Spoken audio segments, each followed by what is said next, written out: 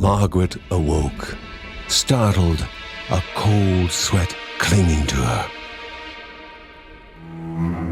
She gathered her thoughts.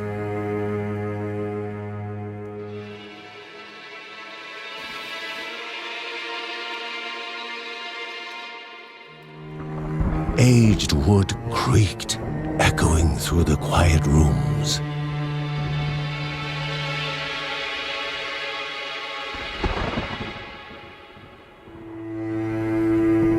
Near the house stood a shrine to Rhea Dana, goddess and daughter of the land, of Rhea and a being of comfort.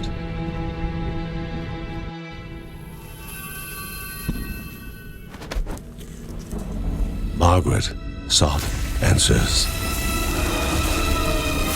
But the goddess did not speak. There was only the faint whisper of something dark, something hungry.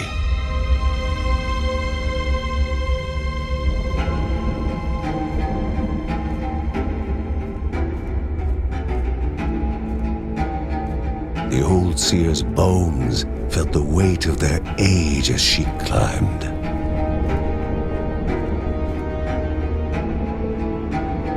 The only thought on her mind, has it begun again?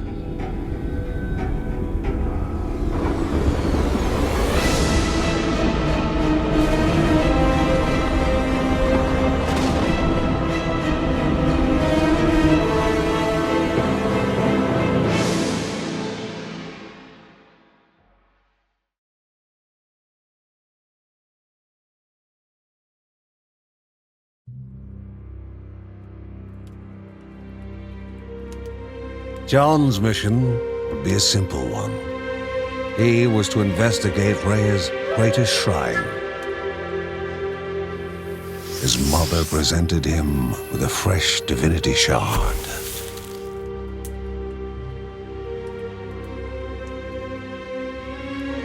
From his brother came a newly sharpened sword.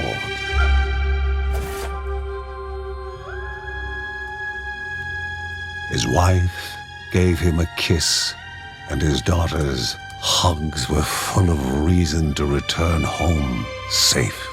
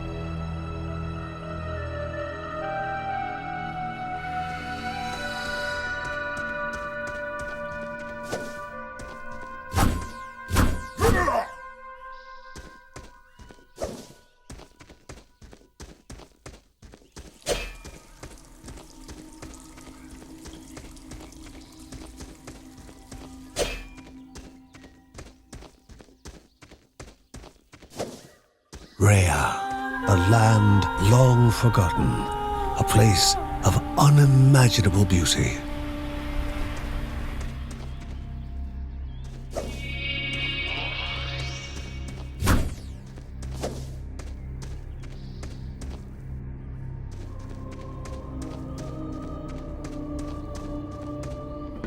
It first appeared as sludge given life, slithering creatures, small and vile.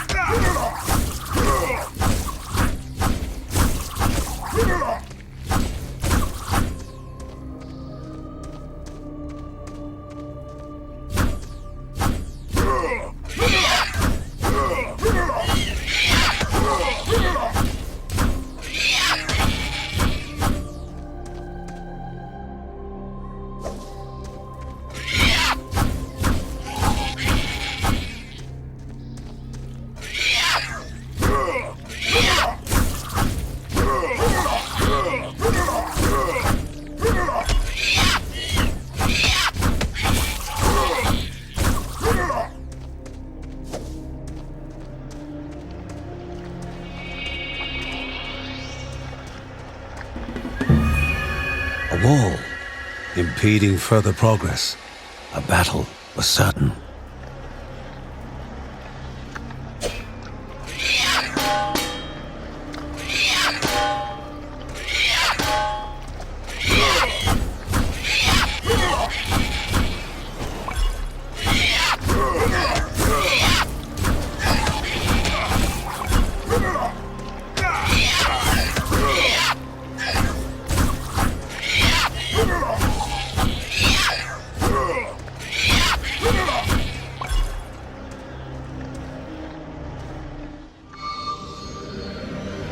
Banished by light itself, the corruption abated, leaving the shard cold in hand, dark, in need of life.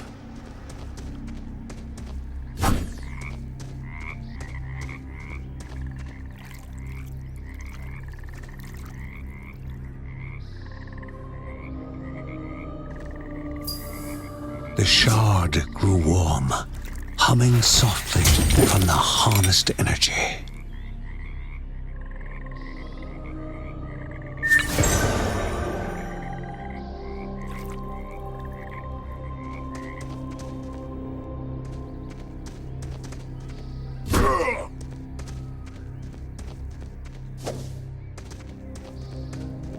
Before him was now one more dangerous than those that came before.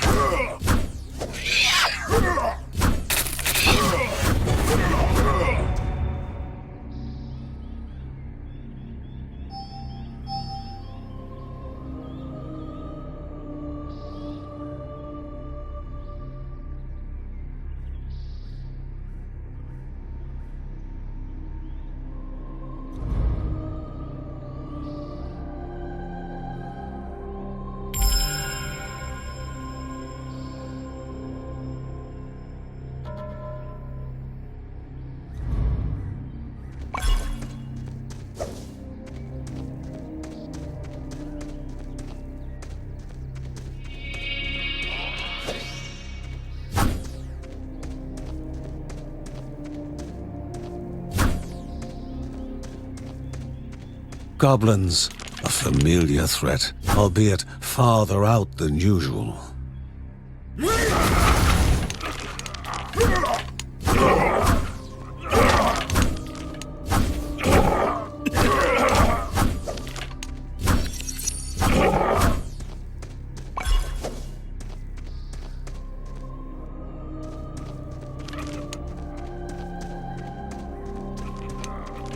Inherently violent and ill-bathed, the goblins were an unfocused but constant threat.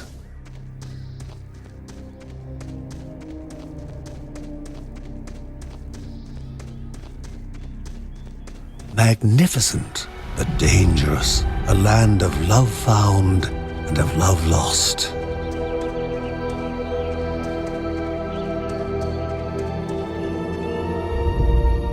Before him was sacred ground, left untouched in days gone by.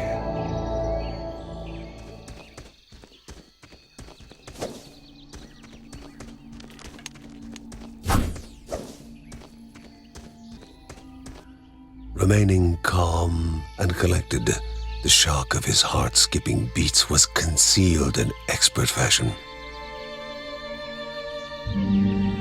Before him stood Linda, his eldest daughter, with bow and quiver at the ready, determined to do her part.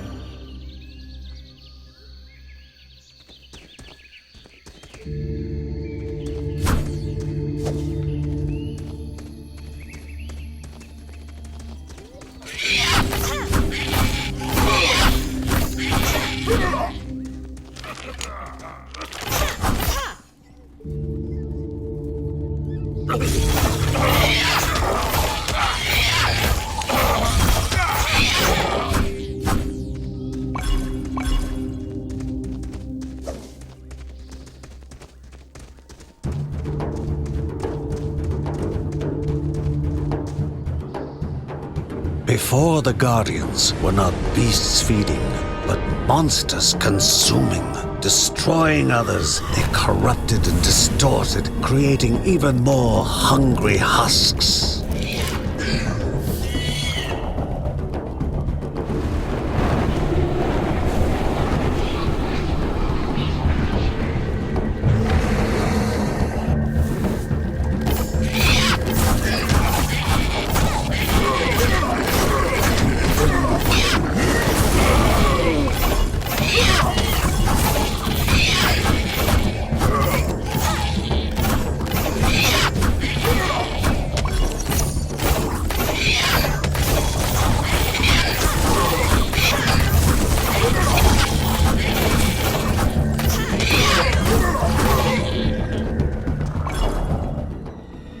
Both father and daughter gathered their thoughts, their hearts heavier than before. How would they explain what they had witnessed?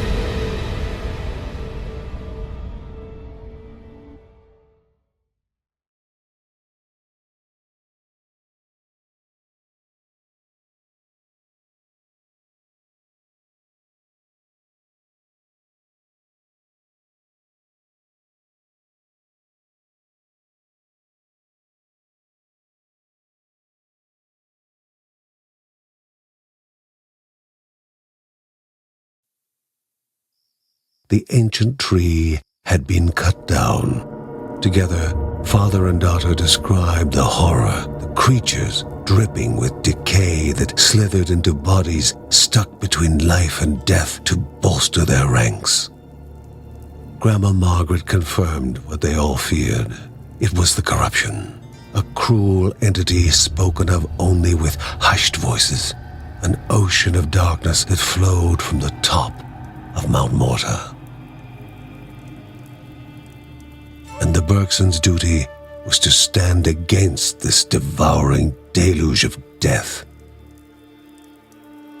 Kevin was also eager to do his part in the family's fight, especially when his older brother Mark was off somewhere. He was as much a guardian of their mountain home as any of them. She stood. If they were to reach the summit and destroy this evil, as the Bergsons of old had done in the past, they would need the assistance of the sanctuary.